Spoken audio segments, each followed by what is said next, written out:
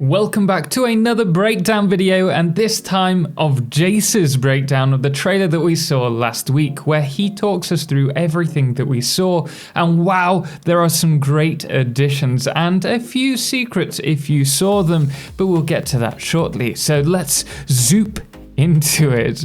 First off, we were right in the breakdown about the two new pillar types. There are actually three new types. One made from metal, concrete, and then the framed pillar. You'll also notice that these are smaller and the tops and bottoms are now flat, so that blends better with the new pillars.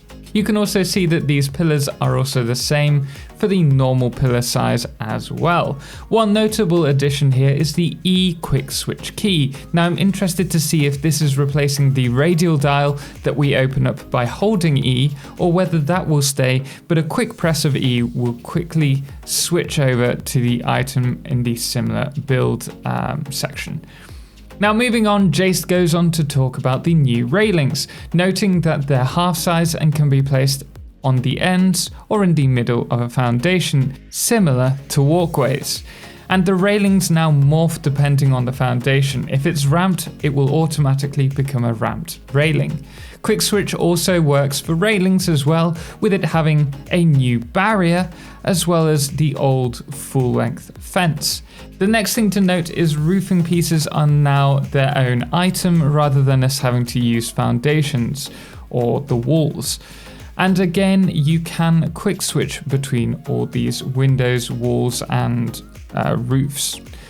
As with the previous video, we can also confirm that there are new wall types, and we also have the ability to switch between wall heights, being 1 meter and 4 meter. Moving on, we have the beam connectors on the outside. Now these create clipping points for the beams that are inside the factory. The interesting thing about the beams is that they are now freeform, and so you can either snap these two connectors or place them freely. Connectors can also be placed over beams on multiple axes, which could suggest that this will be coming to the normal grid placement for foundations. Then again, maybe not. Now these freeform beams are going to look fantastic in our builds, and you can snap conveyors or cable joints to them as well. Interestingly, the glass roofs cost quartz, but the walled windows don't, so we could possibly expect a change to those recipes soon as well. Then Jace goes on to cover the new looks of the walkways and walkway steps, which look more modern and clean.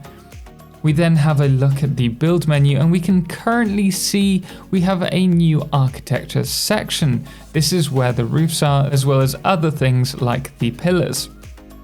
Also note there's a new tab. Now this could suggest that we can add our own tab of chosen resources like we do in the hotbars, but for the menus, or failing that, does this mean that golf is actually coming to the game? But then again, perhaps Jace is just, Jace baiting us again as usual. Was there anything new with the drones? It's kind of interesting that we would make drones take up 50 or 60% of the screen on the final shot, right? So like if I'll see if you guys can notice anything. Like maybe from this angle. Yep, you guessed it. They're exactly the same. Also, I'm rather interested at this point to see what this little tab at the bottom is. Is this new for update 5? And if so, what could it be? I would really love to see a logic gate tab. That would be fantastic.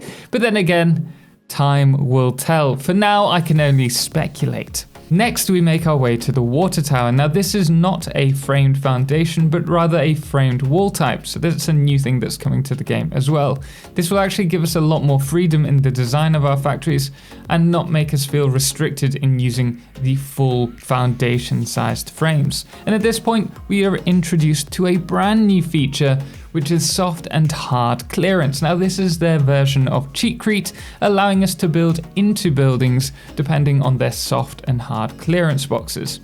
This allows us to build walls and foundations partly into machines, or more importantly, a roof on top of a coal generator, which I know many people will be super excited for.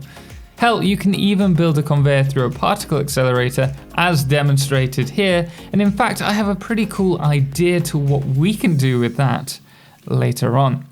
Then finally, we've been given another new tool to play around with called Zooping, which, similar to Smart Mod, allows us to place multiple items at once. This is, however, limited to walls and foundations and can only be placed across a single axis, and is limited to 10 items at max at a time. So don't worry, Smart Mod isn't dead yet. Regardless though, I think this is a great little addition which a lot of non-modders are going to love.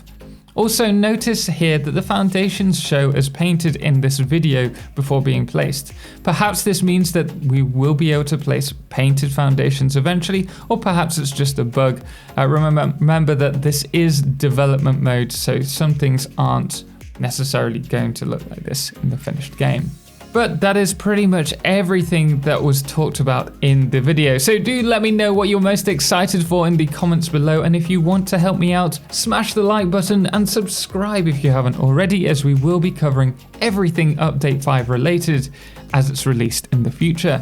Anyway, guys, thank you so much for watching, and thank you so much for our amazing supporters.